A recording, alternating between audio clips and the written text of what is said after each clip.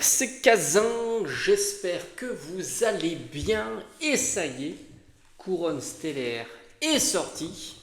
Voilà. Même si, bon, par chez moi, c'était sorti depuis maintenant quelques temps, voire même quelques semaines. Ça y est, je me suis décidé enfin, je te l'accorde, d'acheter mon tripack qui va aller dans ma collection en scellé avec la très belle carte Latias Holo. Très belle promo, moi j'aime bien ce genre de petites promos. Bon, je te cache pas que j'ai essayé pour le coup, mais vraiment essayé d'avoir un tripack 3 illustrations identiques, mais j'ai pas trouvé.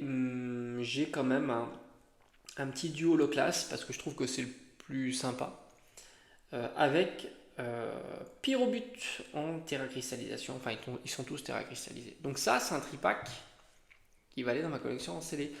Pas d'ouverture évidemment, d'autant que franchement, ouvrir des boosters en ce moment quand tu vois le prix dérisoire de la plupart des cartes, c'est assez compliqué. Sans compter qu'on a eu le taux de drop sur 8000 boosters, je t'invite à regarder ma vidéo précédente sur Couronne Stellaire, tu t'aperçois qu'on est sur les mêmes patterns.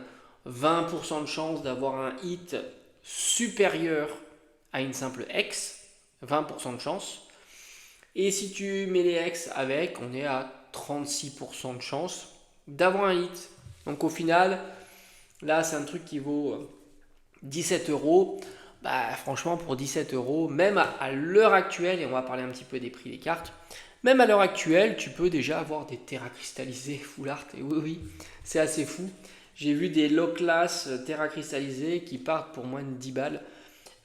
C'est assez fou, mais c'est la tendance actuelle. Tu peux mettre la main sur des très belles cartes X voulues, pour le coup, Florizard, Tortank, pour pas très très cher. C'est vrai que ça pousse pas à ouvrir des boosters, je te l'accorde, mais c'est un petit peu lié. Si le taux de drop est trop favorable, les cartes vaudront encore moins cher. C'est comme ça. C'est la tendance actuelle. Les cartes ne plaisent pas parce que c'est toujours marrant de te dire oui, le prix des cartes, etc. Mais qu'est-ce qui fait un prix d'une carte? C'est à la fois sa disponibilité, mais surtout sa demande. Si la carte est mise en vente et elle part tout de suite, à un certain moment, c'est la demande qui fait que les prix augmentent ou diminuent, tout simplement. C'est comme ça que ça fonctionne. Et c'est vrai que je le dis assez souvent, pour l'instant, on est dans un marché Pokémon plutôt de scellé. Les gens collectionnent le scellé, achètent le scellé, moins les cartes, évidemment, ce qui fait que les cartes diminuent en prix. Ce qui me surprend toujours, et on va en parler, c'est de voir que, au fond, il y a toujours des vendeurs de cartes, des particuliers qui font quand même beaucoup d'ouvertures et qui vendent des cartes, même quitte à sacrifier le prix de leurs cartes. Et même sur des cartes promo, j'ai envie de te dire, une Latias comme ça, je suis persuadé qu'on va la trouver pour pas grand chose. D'ailleurs, ça serait intéressant de suivre son prix. On le fera peut-être sous la forme de short, on va dire toutes les semaines. Ça peut être assez sympa pour voir l'évolution à combien elle va descendre. Est-ce que ça sera 1 euro, 50 centimes, 20 centimes, 10 centimes? Allez savoir. C'est intéressant parce que je suis assez convaincu que dans les années à venir, cette carte-là ne vaudra pas moins de 50 centimes, voire même moins de 1 euro. Rappelle-toi le Pikachu que je t'avais montré de Ténèbres Embrasées, qui au fond, dans un tripack, Pikachu Holo standard, qui vaut maintenant entre 5 et 10 euros sans trop de difficulté.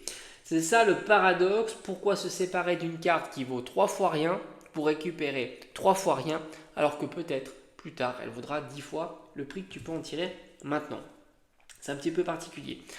C'est comme, et on pourra en discuter aussi, pourquoi acheter maintenant les cartes qui sont en vente sur une série qui viennent de sortir. Je n'ai jamais compris.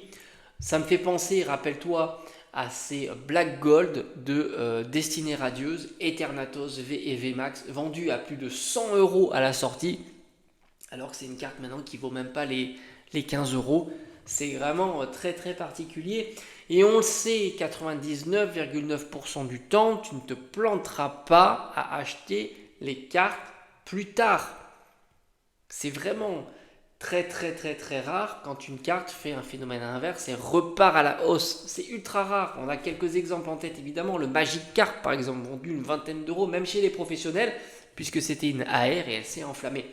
Mais si tu réagis, si tu fais un bilan en achetant maintenant ou en achetant après, le bilan évidemment est positif pour après, même si tu peux louper des bons plans en achetant tout de suite, tu seras souvent, voire quasiment tout le temps, dans des mauvais plans en achetant tout de suite. C'est-à-dire mauvais plan, c'est payer la carte beaucoup trop cher.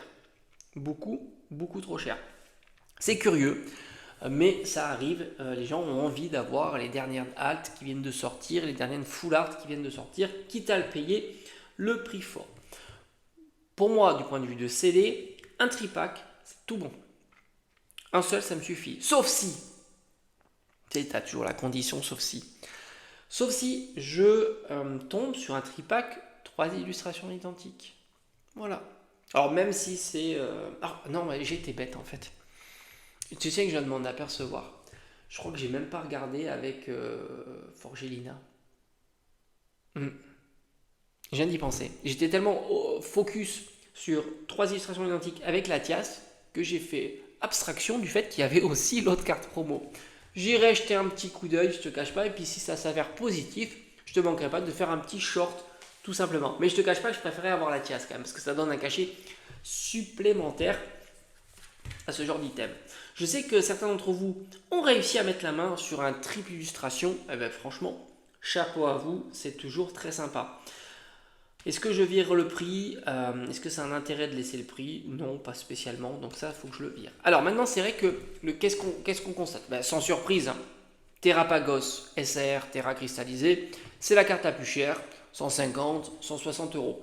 C'est un gros prix, c'est quand même un gros prix. Parce que, rappelle-toi, on pourrait la comparer à une Terra cristallisée, par exemple, Amphinobi, Dracofeu de 4.5. Et elle est dans les clous pour rivaliser à ces cartes-là. D'autant que, ce qui est un peu paradoxal, c'est que Terrapagos, c'est quand même pas le Pokémon le plus populaire. Maintenant, pour défendre cette carte, je la trouve vraiment sympa. Je ne l'ai pas eu en main, ça peut changer la donne. Est-ce que ça fait cheap ou pas? Tous ces effets un peu arc-en-ciel, terra cristallisé. Donc c'est celle qui se détache le plus. Alors rappelle-toi, probabilité de faire tomber une SR ciblée, donc celle-ci c'est à peu près 1 sur 500. Donc autant te dire que il faut avoir beaucoup de chance. Et d'ailleurs je vais rebondir sur ça, on en parlera à la fin de la vidéo, sur le côté chance, mais surtout sur le... J'ai envie de dire, je vais faire un parallèle et on verra s'il est judicieux ou pas. Parce que je pense que beaucoup sont intéressés par le système un peu loterie que apporte Pokémon par ses lots de surprises et des cartes qui valent cher. On en fera un parallèle tout à l'heure. J'ai été assez surpris lors de mon dernier vide-grenier et je vais t'en parler. Alors, Terrapagos, 150, 160 euros. Alors, me demande pas si elle va baisser ou monter. Je n'en sais rien. Tout est possible avec Pokémon. Mais en règle générale, la seule carte qui se détache d'une série est plutôt robuste. Voilà. Les autres sont bien derrière.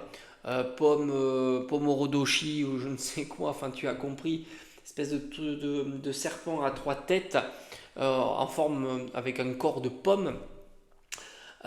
C'est casser la figure, c'est une carte à 50, 60 euros, tout comme le briochien qui fonctionne plutôt très mal. Et à ma grande surprise, même un Megavolt n'est pas si cher que ça. Je l'ai vu dans les 60 euros. C'est assez surprenant parce que Megavolt, je trouve plutôt intéressant. Plutôt sympa.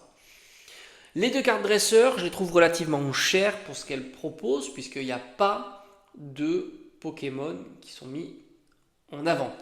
On sait qu'en règle générale, surtout par chez nous, on est plutôt sensible au fait qu'il y ait un Pokémon sur la carte. C'est des cartes à 50, 60 euros, mais c'est très frais, c'est compliqué d'avoir des prix qui sont plutôt judicieux. Sans surprise là aussi. Mais alors vraiment sans surprise, c'était du easy. Tout le monde le savait. Les deux AR populaires, c'est Carapuce, Bulbizarre. Évidemment, ça on s'en doutait absolument pas. Tout le monde le savait. 40, 50 euros semble être son prix. Est-ce que ça peut descendre? J'en sais rien, encore une fois. Je n'ai pas de boule de cristal. Mais là, encore une fois, c'est un peu comme la Terrapagos. Quand il y a une ou deux AR qui se détachent, elles sont souvent robustes. D'autant qu'on a l'habitude maintenant d'avoir des AR à ces tarifs-là. Ça fait absolument pas figure d'exception, on peut en citer plein. On va pas le faire maintenant, l'exercice est plutôt facile. Donc voilà.